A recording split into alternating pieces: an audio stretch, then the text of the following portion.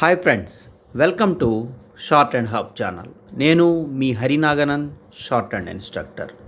మనము ఈరోజు ఈ వీడియో ద్వారా స్టాఫ్ సెలక్షన్ కమిషన్కి సంబంధించినటువంటి stenographer grade C and grade D examination notification యొక్క డీటెయిల్స్ అనేది తెలుసుకోబోతున్నాము. 2024 గురించి, అలాగే స్టార్టింగ్ డేట్ ఎప్పుడు, లాస్ట్ డేట్ ఎప్పుడు, ఎన్ని పోస్టులు ఉన్నాయి, ఏజ్ లిమిట్ ఏంటి, ఇది ఆన్లైన్ మోడా, ఆఫ్లైన్ మోడా, అలాగే అప్లికేషన్ ఫీజు, మన ఎగ్జామినేషన్ సెంటర్సు, అప్లికేషన్ ఫిలప్ చేయాల్సినటువంటి సైటు, అలాగే ఇది క్వశ్చన్ పేపర్ ఏ సబ్జెక్ట్స్ ఉంటాయి, ఎలా ఉంటుందనే పూర్తి డీటెయిల్స్ అనేది ఈ వీడియో ద్వారా తెలుసుకోబోతున్నాము.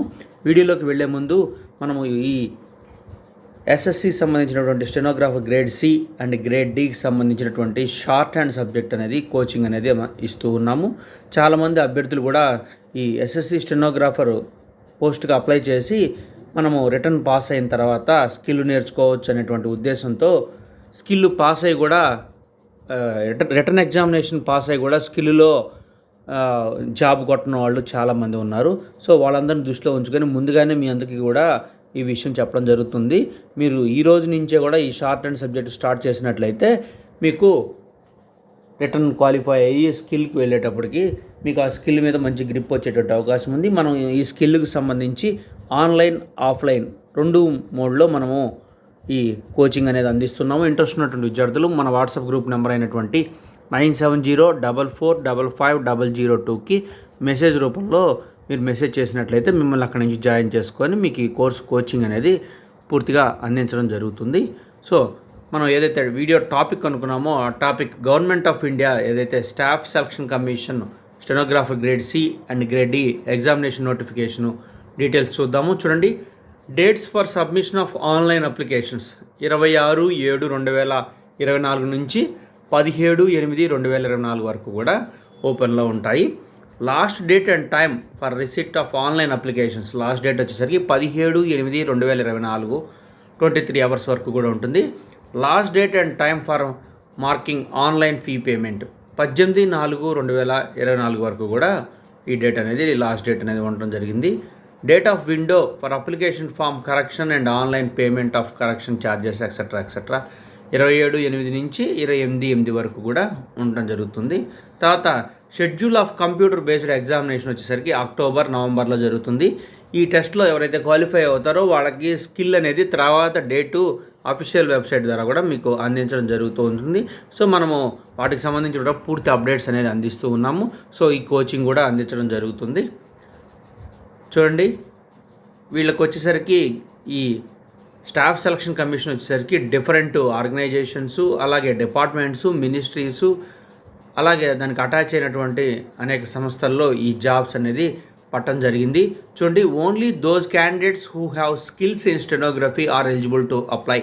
నేను ఇందాక చెప్పినట్టు జనరల్గా దీంట్లో కాంపిటీషన్ తక్కువగా ఉంటుంది ఈ స్టెనోగ్రాఫర్ పోస్టులకు సంబంధించి. అందువల్ల ఎక్కువ మంది దాన్ని టిక్ చేసి ఆ స్కిల్ రాకుండా రిటర్న్ పాస్ అయిన తర్వాత మేము ఎంతైనా ఫీజు కట్టగలం కానీ ఈ స్కిల్ షార్ట్ పీరియడ్లో నేర్పించండి అని చెప్పేసి నాకు ఫోన్ చేసిన వాళ్ళలో చాలామంది ఉన్నారు.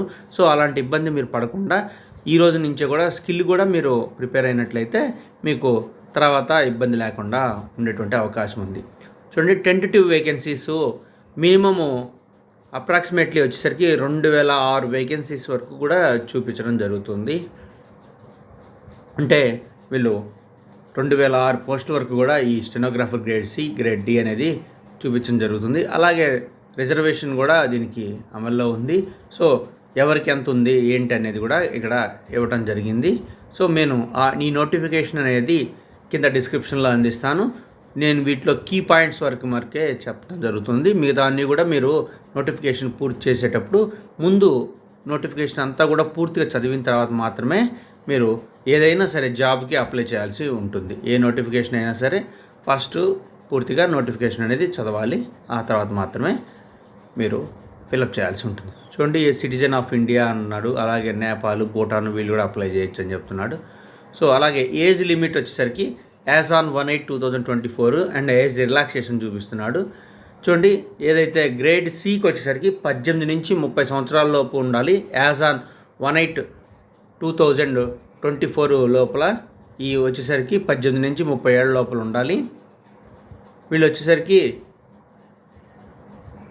ఈ బార్న్ వచ్చేసరికి 28/1994 నుంచి అలాగే 1/8/2006 లోపల వీళ్ళు ఉండాల్సి ఉంటుంది. అలాగే గ్రేడ్ డీకి వచ్చేసరికి 18 నుంచి 27 సంవత్సరాల లోపల ఉండాలి. As on 1/8/2024. చూడండి ఇక్కడ బార్న్ డేటు, అలాగే నాట్ లేటర్ దాన్, దీనికంటే దాటకూడదని కూడా ఇక్కడ ఇవ్వటం జరిగింది. ఎవరికైతే రిలాక్సేషన్ ఉందో ఆ రిలాక్సేషన్ కూడా ఇక్కడ టేబుల్లో క్లియర్గా మీకు స్క్రీన్ మీద కనిపిస్తుంది. SC ST 5 years, OBC 3 years, PWD unreserved వచ్చేసరికి 10 years, PWD OBC వచ్చేసరికి 13 years, PW SC ST వచ్చేసరికి 15 years, అలాగే ఎక్స్ సర్వీస్ మెన్, అలాగే మిగతా డిజేబుల్డ్ కూడా ఇక్కడ ఇవ్వడం జరుగుతుంది.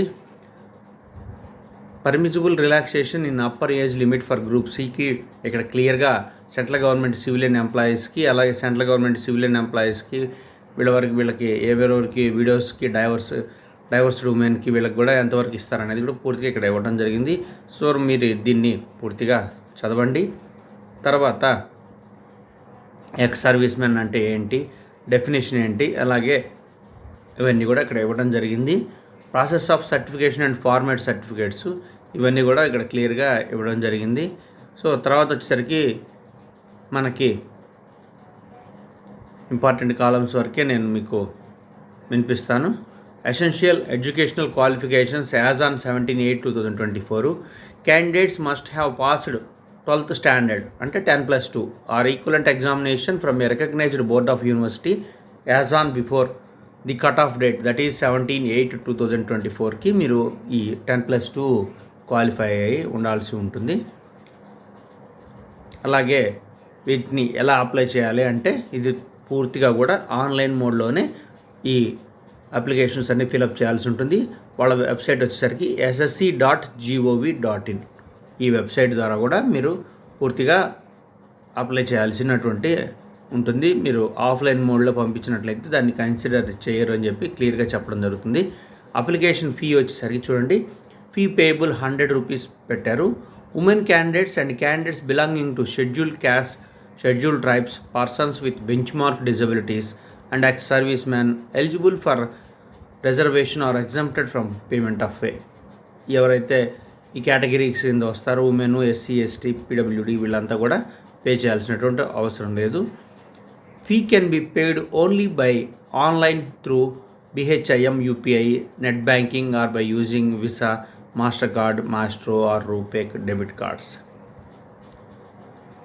Online fee can be paid by candidates up to 18/8/2024 వరకు కూడా ఇవ్వటం జరిగింది. మీరు ఏదైతే ఫీ పే చేస్తారో అది మళ్ళీ రిటర్న్ రాదని చెప్పడం జరుగుతుంది. Video for application form correction. So ఏ కేటగిరీ కింద అప్లై అవుతుందో వాళ్ళకి సంబంధించినటువంటి ఇన్స్ట్రక్షన్స్ అన్నీ కూడా ఇవ్వటం జరుగుతుంది.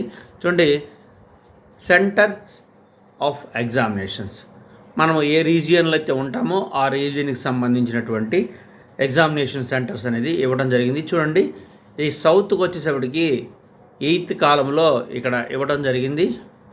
చూడండి, south region Andhra Pradesh, Puducherry, Tamil Nadu and Telangana. ఇక్కడికి వచ్చేసరికి గుంటూరు, కర్నూలు, రాజమండ్రి, తిరుపతి, విజయవాడ, విశాఖపట్నం, పుదుచ్చేరి, చెన్నై, కోయంబత్తూర్, మదురై, సలం, తిరుచిరాపల్లి, తిరునల్వేలి, హైదరాబాద్, వరంగల్. చూడండి, మనకి ఇక్కడికి వచ్చేసరికి ఇప్పుడు చదివినటువంటి సెంటర్స్ అన్నీ కూడా ఇవ్వడం జరిగింది. 8th నెంబర్ కాలంలో మనకి దీనికి సంబంధించినటువంటి పూర్తి డీటెయిల్స్ అనేది ఇవ్వడం జరిగింది.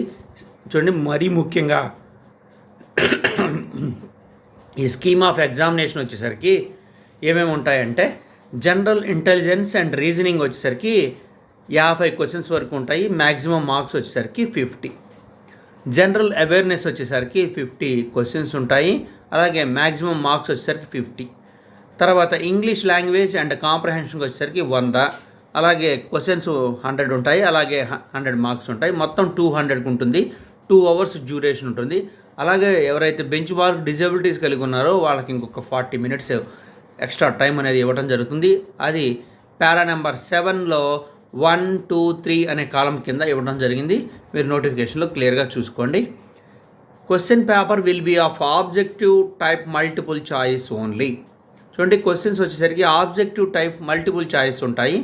The questions will be set both in English and Hindi, ఈ 2 లాంగ్వేజెస్లో మనకు ఉంటాయి. అలాగే నెగిటివ్ మార్కింగ్ కూడా ఉంది. ప్రతి నెగిటివ్ ఆన్సర్కి కూడా 0.25 మార్క్స్ అనేది డిడక్ట్ చేయడం జరుగుతుంది. మీరు స్టూడెంట్స్ ఇది మీరు గమనించాలని చెప్పి చెప్పడం జరుగుతుంది. బోర్డు వాళ్ళకి పూర్తి రైట్స్ ఉంటాయి. వాళ్ళు ఏ డెసిషన్ అయినా కూడా తీసుకోవడానికి అవకాశం ఉంది. చూడండి, వీళ్ళు జనరల్ ఇంటెలిజెన్స్కి ఏముంటుంది, జనరల్ అవేర్నెస్ అంటే ఏముంటుంది, అలాగే ఇంగ్లీష్ లాంగ్వేజ్ ఏముంటుంది అనేది కూడా ఇక్కడ మనకి క్లియర్గా ఇవ్వడం జరిగింది. సో దీని ప్రకారం కూడా మనము ప్రిపేర్ అవ్వాల్సి ఉంటుంది. చూడండి, 3 సబ్జెక్ట్స్ సంబంధించి క్లియర్గా ఇక్కడ ఇవ్వడం జరిగింది. అలాగే స్కిల్ టెస్ట్ ఇన్ స్టెనోగ్రఫీ, ఎవరైతే ఈ రిటర్న్ పాస్ అవుతారో వాళ్ళకి ఈ స్కిల్ టెస్ట్ అనేది జరుగుతుంది.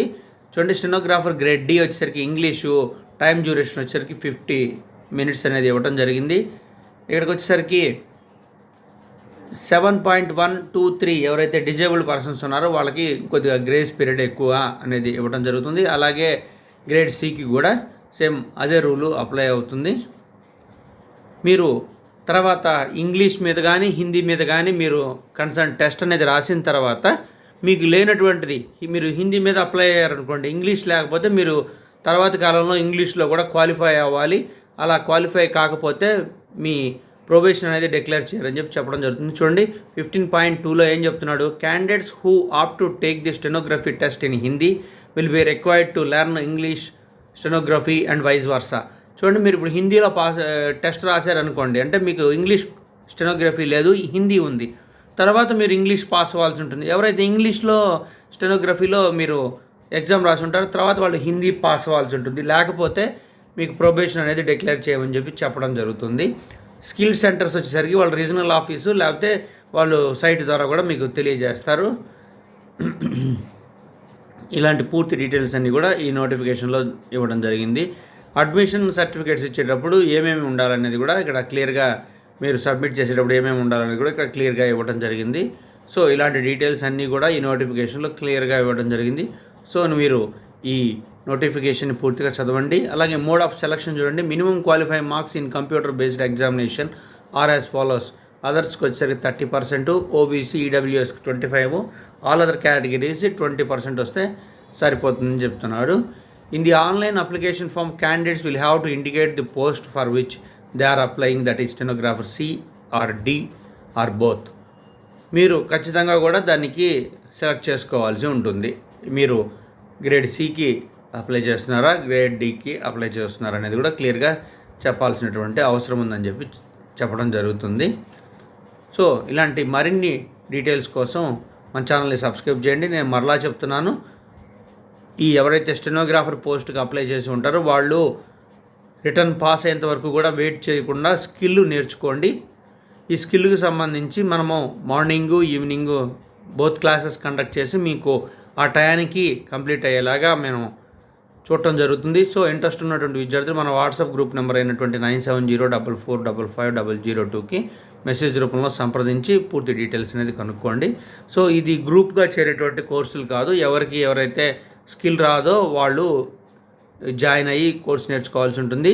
అలాగే మీరు ఈ పాటికే స్కిల్ నేర్చుకొని 80 words కానీ 100 words కానీ అందుకోలేకపోతున్నట్లయితే దానికి సంబంధించినటువంటి ట్రైనింగ్ కూడా మనము ఆన్లైన్ ఆఫ్లైన్ మోడ్లో అందించడం జరుగుతుంది. సో ఇంట్రెస్ట్ ఉన్నటువంటి విద్యార్థులు మనల్ని అప్రోచ్ అవ్వండి త్రూ మెసేజ్ ద్వారా. Thank you.